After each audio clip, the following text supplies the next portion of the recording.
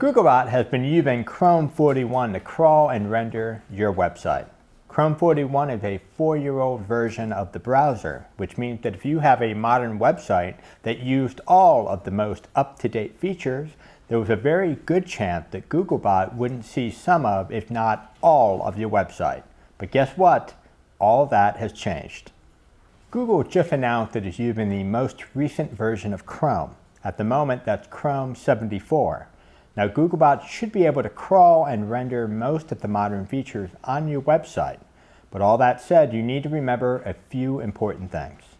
You still need to pay more attention to what Google crawls and renders. There's still no guarantee that Googlebot is going to see everything, especially when it comes to JavaScript. Speaking of, it's still recommended that you use dynamic rendering and serve Googlebot a static version of your website.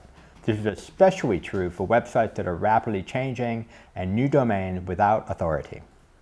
Chrome 74 or not, Googlebot doesn't act like a real user. It still doesn't scroll or click on your website. There are still rendering issues due to Google's 2 waves of indexing, where the first wave, the HTML, is instantly indexed, and the second wave of rendering is done when the resources are available.